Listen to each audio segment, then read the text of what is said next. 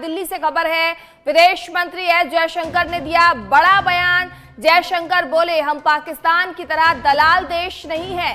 सर्वदलीय बैठक में विपक्ष ने कहा था, ईरान जंग में पाक मध्यस्थता कर रहा है, भारत मूक दर्शक बना हुआ है। विदेश मंत्री एस जयशंकर ने संसद में हुई सर्वदलीय बैठक में कहा कि भारत पाकिस्तान जैसा दलाल देश नहीं है और हम किसी के लिए भी मध्यस्थता नहीं करते हैं।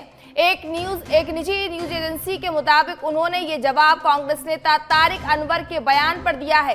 बैठक में तारिक अनवर ने कहा था कि पाकिस्तान मध्यस्थता की भूमिका निभा रहा है, जबकि भारत मूक दर्शक बना हुआ है। रक्षा मंत्री राजनाथ सिंह की अध्यक्षता में 2 घंटे चली बैठक में मिडिल ईस्ट के हालात और देश में तेल और गैस की उपलब्धता पर ही चर्चा हुई थी। इस दौरान विपक्ष ने आरोप लगाया कि भारत चुप क्यों है। इस पर सरकार ने कहा कि वह लगातार स्थिति पर प्रतिक्रिया दे रही है। सरकार ने बताया कि प्रधानमंत्री नरेंद्र मोदी ने अमेरिकी राष्ट्रपति डोनाल्ड ट्रंप से कहा है कि युद्ध जल्द खत्म होना चाहिए, क्योंकि इससे सभी को नुकसान हो रहा है। हालांकि विपक्ष ने सरकार के जवाबों को असंतोषजनक बताया और संसद के दोनों सदनों में इस मुद्दे पर जमकर चर्चा की थी। तो एस जयशंकर ने बड़ा बयान दिया है। जयशंकर ने ये जवाब कांग्रेस नेता तारिक अनवर के बयान पर दिया है। तो दिल्ली से खबर आपको बता रहे हैं, जहां पर एस जयशंकर ने बयान दिया है। एस जयशंकर ने बड़ा बयान दिया है, कांग्रेस के बयान पर पलटवार किया है। उन्होंने कहा कि हम पाकिस्तान की तरह दलाल देश नहीं हैं। कांग्रेस के बयान पर कहा है एस जयशंकर ने। सर्वदलीय बैठक में विपक्ष ने कहा था कि ईरान जंग में पाक मध्यस्थता कर रहा है, भारत मूक दर्शक बना हुआ है। संसद में हुई सर्वदलीय बैठक में कहा कि भारत पाकिस्तान जैसा दलाल देश नहीं है, हम किसी के लिए भी। तो विदेश मंत्री ने बयान दिया है।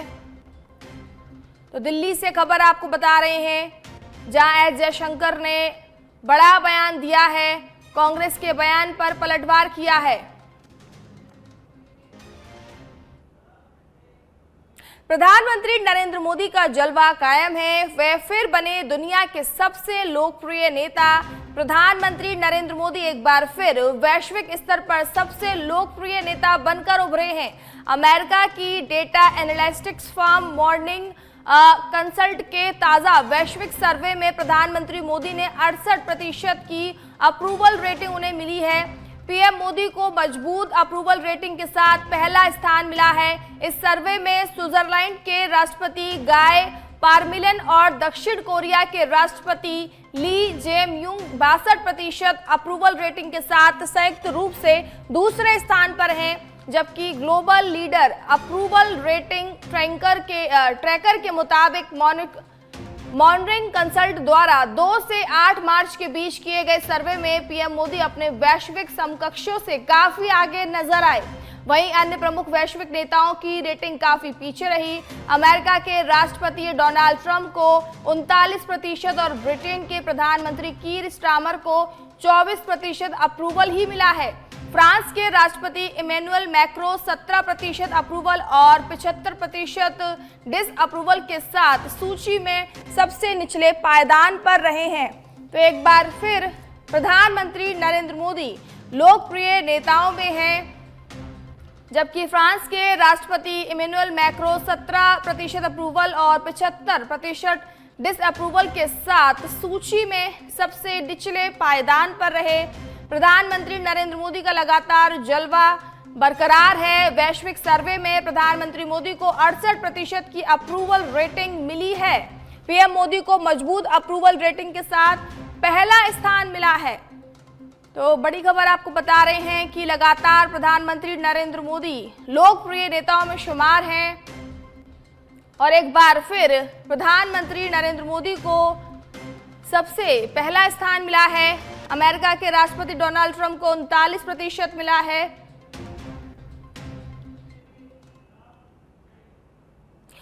सलमान खान को तीसरी बार जारी हुआ है जमानती वारंट। जयपुर द्वितीय जिला उपभोक्ता आयोग ने बॉलीवुड अभिनेता सलमान खान के खिलाफ फिर से वारंट जारी किया है। सलमान खान के खिलाफ ये तीसरी बार है जब जमानती वारंट जारी किया गया है। वहीं उपभोक्ता आयोग अध्यक्ष ग्यारसी लाल मीणा, सदस्य अजय कुमार और सदस्य सुप्रिया अग्रवाल की पीठ ने वारंट की तामील कराने के लिए डीजीपी को तत्काल विशेष टास्क फोर्स गठित करने के निर्देश दिए हैं। आयोग ने पुलिस प्रशासन को सख्त निर्देश दिए हैं कि इस बार वारंट तामील हर हाल में सुनिश्चित हो। आयोग ने स्पष्ट किया कि ये टास्क फोर्स मुंबई जाकर व्यक्तिगत रूप से सलमान खान पर वारंट तामील सुनिश्चित करें। परिवादी योगेंद्र सिंह बडियाल के आवागमन प्रार्थना पत्र पर सुनवाई के दौरान आयोग ने सलमान खान को 6 अप्रैल को जमानती वारंट से तलब किया है। प्रार्थना पत्र में उल्लेख किया गया है कि 6 जनवरी 2026 को आयोग द्वारा रोक लगाए जाने के बावजूद राष्ट्रीय पान मसाला का प्रचार प्रसार जारी रहा, जो आयोग की स्पष्ट अवमानना है, जिसके खिलाफ सलमान खान के खिलाफ तीसरी बार जवाबी जमानती वारंट जारी किया गया है। तो एक बार फिर सलमान खान की मुश्किलें बढ़ती नजर आ रही हैं और सलमान के खिलाफ वारंट जारी किया गया है। टास्क फोर्स मुंबई जाकर व्यक्तिगत रूप से सलमान खान पर वारंट तामील सुनिश्चित करेगा। तो जयपुर से आपको बड़ी खबर बता रहे हैं, सलमान खान को तीसरी बार जारी हुआ है जमानती वारंट। अब खबर भरतपुर से है, जहां भरतपुर से बड़ी खबर है, जहां पर भरतपुर में खौफनाक वारदात देखने को मिली है। ज्वेलर को घर से 100 मीटर पहले गले में गोली मारी गई है। भरतपुर के नदबई में बाइक सवार बदमाशों ने ज्वेलर योगेंद्र चोपड़ा की गले में गोली मारकर हत्या कर दी है और सोने चांदी से भरा बैग लूटकर फरार हो गए हैं। आक्रोशित व्यापारियों ने थाने के बाहर प्रदर्शन किया। पुलिस पर लापरवाही के आरोप लगाए गए हैं। ज्वेलर अपनी दुकान पर बंद कर स्कूटी से घर लौट रहा था। उसी दौरान घर से 100 मीटर पहले बदमाशों ने उन्हें घेर लिया और उन्हें गोली मार दी। वहीं गोली की आवाज सुनकर लोग दौड़कर मौके पर आए और ज्वेलर को अस्पताल ले जाया गया, जहां इलाज के दौरान ज्वेलर ने दम तोड़ दिया। वारदात आपको बता दें कि नदबई की पंजाब कॉलोनी में हुई है। घटना से आक्रोशित व्यापारियों ने नदबई पुलिस थाने के सामने शव रखकर प्रदर्शन भी किया और पुलिस की कार्यप्रणाली पर सवाल खड़े किए। घटना से व्यापारी वर्ग सहित आमजन में गहरा आक्रोश देखने को मिला। घटना की सूचना पर एसपी दिगंत आनंद नदबई पहुंचे और आरोपियों की जल्द पहचान कर गिरफ्तार कर कानूनी कार्रवाई करने की बात कही है। साथ ही व्यापारी से समझाइश कर शव को पोस्टमार्टम के लिए अस्पताल की मोर्चरी में रखवाया गया और सुबह सबका पोस्टमार्टम किया गया। तो बड़ी खबर आपको बता रहे हैं, जहां भरतपुर में बदमाशों का खौफ देखने को मिला। बदमाशों ने एक ज्वेलर को पकड़कर गोली मार दी और उनसे सारा सामान लूट लिया। अब खबर राजस्थान के जोधपुर से है, जहां जोधपुर में आंध्र प्रदेश पुलिस की रेड देखने को मिली। आईएसआई से जुड़े सोशल मीडिया संगठन का एक युवक पकड़ा गया है। एग्जाम पास कर बना ग्रुप एडमिन, युवाओं का ब्रेन वॉश करता था युवक। 2 संदिग्ध भी साथ में पकड़े गए हैं। आरोपी युवक के पास से आईएसआई से जुड़े संदिग्ध वीडियो भी बरामद हुए हैं, जिन्हें वह सोशल मीडिया ग्रुप में शेयर कर युवाओं का ब्रेन वॉश कर कट्टरपंथी विचारधारा से जोड़ता था। वह पहले से जेल में बंद आईएसआई से जुड़े अन्य लोगों के संपर्क में भी था। पुलिस ने 2 संदिग्धों को भी पकड़ा है। दरअसल कुछ दिन पहले आंध्र प्रदेश की विजयवाड़ा पुलिस ने आईएसआई के कट्टरपंथी विचारधारा से जुड़े एक युवक को भी गिरफ्तार किया था। उससे पूछताछ में जोधपुर के नई सड़क इलाके में रहने वाले जीशान का नाम सामने आया था, जिसके बाद विजयवाड़ा पुलिस की टीम जोधपुर पहुंची और सदर बाजार थाना प्रभारी माणक राम की टीम के साथ मिलकर देर रात जीशान को गिरफ्तार किया गया है। अब खबर दिल्ली से है, जहां केंद्र सरकार ने देश में पेट्रोल डीजल की कमी पर बड़ा बयान दिया है। उन्होंने कहा कि कीमतों में कोई भी बढ़ोतरी नहीं हुई है। घबराकर जरूरत से ज्यादा खरीदारी से बचें। देश में पेट्रोल डीजल की कोई कमी नहीं है। पेट्रोलियम मंत्रालय की संयुक्त सचिव सुजाता शर्मा ने दिल्ली में इंटर मिनिस्ट्रियल ब्रीफिंग के दौरान लोगों से डर और घबराहट में पेट्रोल डीजल की खरीदारी करने से बचने की अपील की है। उन्होंने ये भी स्पष्ट किया कि पेट्रोल और डीजल की कीमतों में कोई बढ़ोतरी नहीं हुई है। सुजाता शर्मा ने कहा कि पैनिक बाइंग के कारण पिछले 2 दिनों में कई जगहों पर पेट्रोल पंपों और रिटेल आउटलेट्स के बाहर लंबी कतारें देखी गई हैं। हम बताना चाहते हैं कि देश में कच्चे तेल का पर्याप्त स्टॉक है। हमारे पास सालाना करीब 26 करोड़ टन कच्चा तेल रिफाइन करने की क्षमता है। ईरान के साथ इजराइल और अमेरिका की जंग का आज आपको बता दें कि 26वां दिन है। जंग के कारण स्ट्रेट ऑफ हॉर्मुज से तेल और गैस की सप्लाई प्रभावित है। भारत अपनी जरूरत का 50% कच्चा तेल और 54% LNG इसी रास्ते से मंगवाता है, जिसके चलते पेट्रोल और CNG की कमी देखी जा रही थी। हालांकि सरकार ने साफ कर दिया है कि पेट्रोल की कोई कमी नहीं है। अब खबर जयपुर से है, जहां सरस बन सकता है नेशनल ब्रांड। RCDF ने शुरू किए अनोखे प्रयोग। बटर अब चिपलेट में ऊँटनी के दूध से पाउडर बनाया जाएगा। Rajasthan co operative dairy federation अब डेयरी क्षेत्र में नवाचार और ब्रांडिंग के जरिए नई ऊंचाइयों को छूने की तैयारी में है। सरस ब्रांड को राष्ट्रीय स्तर का मजबूत नाम बनाने के लिए फेडरेशन ने कई अनोखे प्रयोग शुरू किए हैं। इन प्रयोगों से न सिर्फ उत्पादन बढ़ेगा, बल्कि राजस्थान की डेयरी इंडस्ट्री को देश भर में पहचान मिलेगी। RCDF ने पिछले वित्तीय वर्ष में रिकॉर्ड टर्नओवर के साथ 47 वर्षों के इतिहास में सबसे अधिक मुनाफा कमाया। प्रमुख सचिव विकास सीताराम जी भाले ने सरस संकुलन में आयोजित समीक्षा बैठक के दौरान फेडरेशन के कार्यों की खुलकर सराहना की। उन्होंने कहा कि RCDF ने न सिर्फ उत्पादन बढ़ाया है, बल्कि प्रबंधन और लाभप्रदता में भी उल्लेखनीय सुधार किया है। तो सरस बन सकता है नेशनल ब्रांड। RCDF ने शुरू किए अनोखे प्रयोग।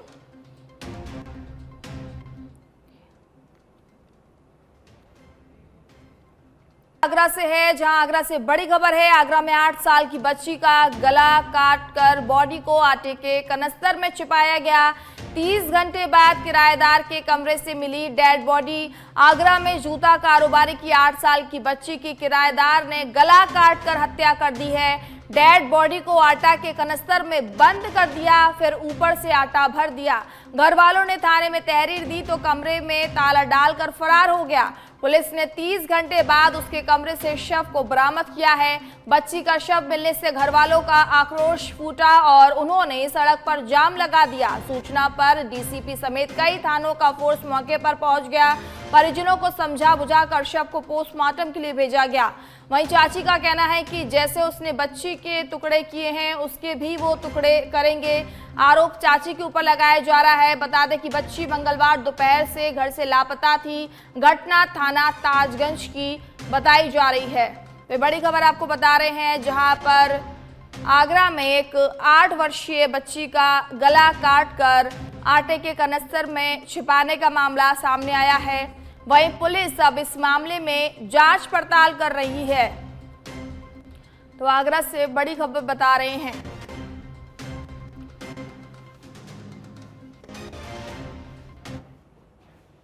विदेश से MBBS की डिग्री और 20 से 25 लाख रुपए में FMGE सर्टिफिकेट, साथ ही साथ 15 फर्जी डॉक्टर और RMC रजिस्ट्रार गिरफ्तार किए गए हैं।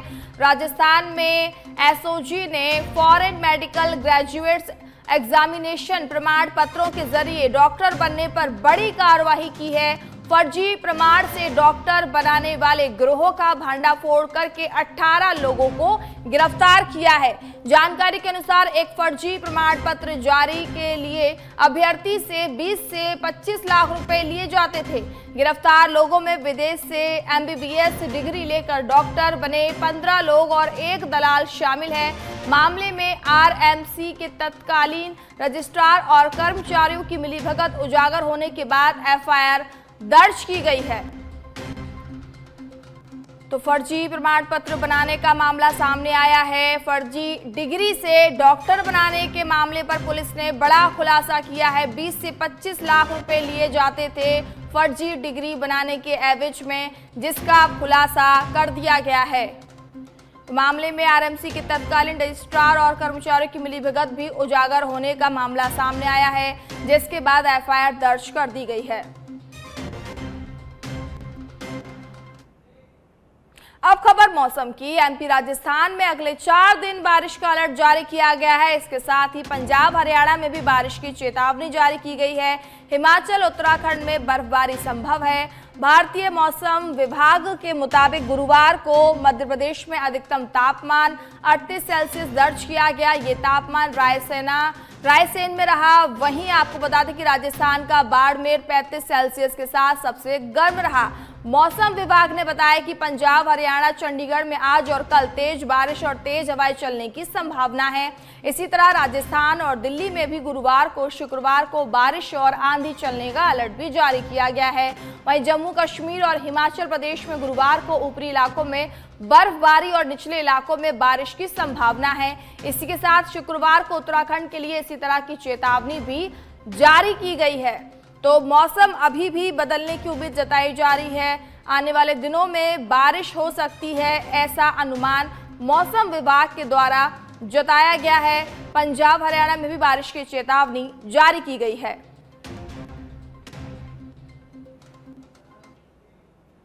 अमेरिकी राष्ट्रपति डोनाल्ड ट्रंप ने बड़ा बयान दिया है। निर्णायक रूप से जीत रहा है अमेरिका। ईरान से जंग के बीच ट्रंप का बड़ा बयान सामने आया है। राजनीतिक विरोधियों पर हमला बोलते हुए ट्रंप ने कहा कि कट्टर वामपंथी और अमेरिका विरोधी डेमोक्रेट अमेरिका की महत्वपूर्ण सैन्य सफलता को कम करके दिखाने की कोशिश कर रहे हैं। ट्रंप ने दावा किया कि संघर्ष में संयुक्त राज्य अमेरिका पूरी और निर्णायक रूप से जीत रहा है और जनता सच्चाई देख सकती है। ईरान के साथ चल रहे संघर्ष के संबंध में ये बड़ा बयान माना जा रहा है। तो जनता सच्चाई देख सकती है, ईरान के साथ चल रहे बयान दिया है। अमेरिकी राष्ट्रपति डोनाल्ड ट्रंप ने बड़ा बयान दिया है। तो निर्णायक रूप से जीत रहा है अमेरिका। ईरान से जंग के बीच ट्रंप का बड़ा बयान आया सामने।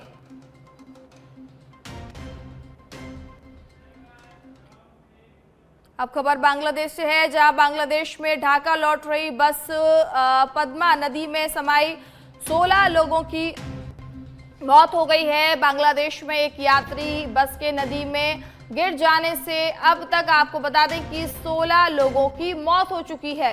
ये दुर्घटना बुधवार शाम की बताई जा रही है। आपको बता दें कि राजबाड़ी जिले के दौलतदिया टर्मिनल पर उस समय ये हादसा हुआ जब एक बस फेरी पर चढ़ने की कोशिश कर रही थी। इसी दौरान बस अचानक अपना संतुलन खो बैठी और सीधे पद्मा नदी में जा गिरी। बताया जा रहा है कि मिली जानकारी के अनुसार बस में करीब 40 यात्री सवार थे, जिनमें कई बच्चे भी शामिल थे। ये सभी लोग ईद की छुट्टियां मनाकर ढाका लौट रहे थे। तो बांग्लादेश से बड़ी खबर आपको बता रहे हैं, जहां एक बस नदी में गिर गई है जिससे 16 लोगों की मौत हो गई है। अब खबर महाराष्ट्र से है, जहां अजित पवार की मौत के बाद पार्टी हथियाने की कोशिश का आरोप लगाया गया है। भतीजे रोहित ने बड़ा दावा किया है। प्रफुल्ल पटेल समेत 3 नेताओं ने ईसी को लेटर लिखा था। एनसीपी एसपी विधायक रोहित पवार ने दावा किया कि अजित पवार की मौत के बाद प्रफुल्ल पटेल समेत 3 नेताओं ने एनसीपी पर कब्जा करने की कोशिश की थी। रोहित पवार ने कहा कि अजित पवार की मौत के 18 दिन बाद 16 फरवरी को प्रफुल्ल पटेल, सुनील तटकरे और ब्रजमोहन श्रीवास्तव ने चुनाव आयोग को लेटर भेजा था और लेटर में कहा गया था कि पार्टी संविधान में बदलाव किया गया है। अब सभी अधिकार वर्किंग प्रेसिडेंट को दिए जाएं। प्रफुल्ल पटेल एनसीपी के राष्ट्रीय कार्यकारी अध्यक्ष थे। अजित पवार की मौत के समय वही पार्टी के प्रमुख थे। अजित पवार के भतीजे रोहित पवार ने प्रेस कॉन्फ्रेंस कर ये बातें कही हैं। उन्होंने प्रेस कॉन्फ्रेंस में संबंधित डॉक्यूमेंट्स भी दिखाए और मामले की आपराधिक जांच की भी मांग की है।